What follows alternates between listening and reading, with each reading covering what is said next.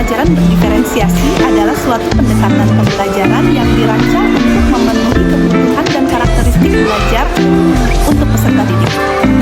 Pendekatan ini memungkinkan siswa untuk belajar sesuai dengan kecepatan, minat, dan kemampuan individu mereka. Dari banyak latar belakang tersebut menjadi alasan mengapa saya ingin berbagi praktik baik ini, karena saya juga merasa ini dirasakan oleh banyak sekali rekan-rekan. Sebagai guru, saya membuat sebuah inovasi agar siswa termotivasi untuk lebih bersemangat lagi dalam kegiatan pembelajaran.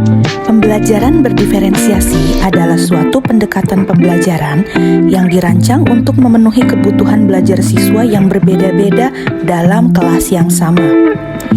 Konsep ini mengakui bahwa siswa memiliki gaya belajar yang berbeda, tingkat kemampuan yang berbeda, dan kebutuhan belajar yang berbeda. Nama saya Rahmawati, dipanggil Ibu Wati.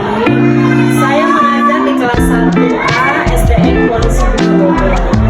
Saat ini saya sedang melaksanakan praktek mengajar pembelajaran berdiferensiasi. Terima kasih. Untuk dapat menerapkan pembelajaran berdiferensiasi di kelas, hal yang harus dilakukan oleh guru antara lain: 1. Melakukan pemetaan kebutuhan belajar berdasarkan 3 aspek, yaitu kesiapan belajar, minat belajar, dan profil belajar peserta didik. Yang kedua, merencanakan pembelajaran berdiferensiasi berdasarkan hasil pemetaan. Dan yang ketiga, mengevaluasi dan refleksi pembelajaran yang sudah berlangsung. Adapun prosesnya sebagai berikut. Sebelumnya, saya melakukan pemetaan kesiapan belajar dengan menggunakan asesmen diagnostik non-kognitif. Lalu, memulai proses pembelajaran dengan mengacu dari RPP yang sudah saya siapkan. Karena menggunakan metode contextual teaching and learning, jadi langkah pembelajarannya harus mengacu kepada tahapan metode tersebut, yaitu invitasi, mendorong siswa agar mengemukakan pengetahuan awalnya; eksplorasi, secara berkelompok siswa melakukan kegiatan dan berdiskusi; kemudian penjelasan dan solusi, dan pengambilan tindakan. Proses berikutnya, di luar kegiatan kelas, saya juga melakukan kegiatan paguyuban pertemuan wali murid untuk menyampaikan perkembangan siswa. Beberapa kendala pembelajaran matematika yaitu: 1. Kesulitan memahami konsep dasar matematika itu sendiri.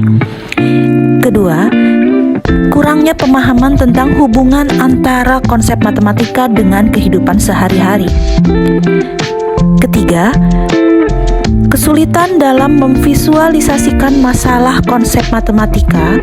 Hal ini dapat mempengaruhi kemampuan siswa untuk memecahkan masalah dan mengaplikasikan konsep dalam kehidupan sehari-hari. Dan yang berikutnya, kurangnya motivasi dalam belajar matematika. Siswa yang kurang termotivasi dalam belajar matematika mungkin merasa bosan atau tidak tertarik pada konsep matematika. Ini dapat membuat mereka kesulitan dalam mempelajari konsep matematika dengan baik. Dampak dan aksi dari kegiatan ini sangat positif. Anak-anak senang dan bersemangat, sehingga hasil belajar juga memuaskan. Guru juga senang ketika materi yang disampaikan bisa diterima dengan baik. Respon orang tua terkait dengan strategi yang dilakukan, mereka senang dan termotivasi untuk melakukan hal yang sama. Yang menjadi faktor keberhasilan, selain pemilihan metode dan media yang tepat, juga kolaborasi antara guru dan murid. Pembelajaran dari keseluruhan proses tersebut adalah pentingnya melakukan asesmen diagnostik non-kognitif pada awal pembelajaran, dan pentingnya melakukan proses umpan balik dan refleksi.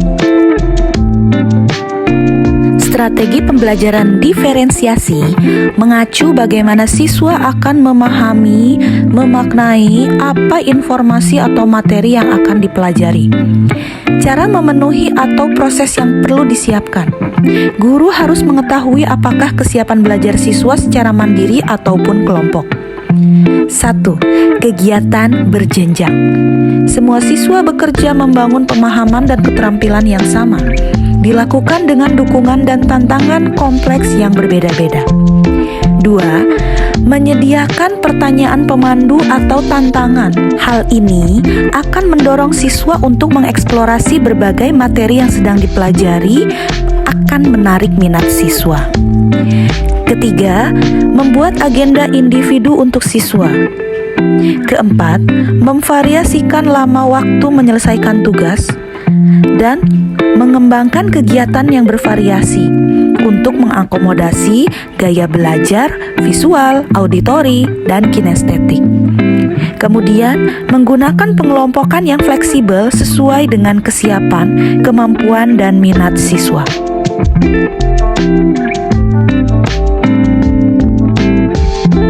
Demikian praktik baik pembelajaran berdiferensiasi untuk sekolah dasar pada pelajaran matematika dengan menggunakan metode contextual teaching and learning. Semoga bermanfaat. Terima kasih.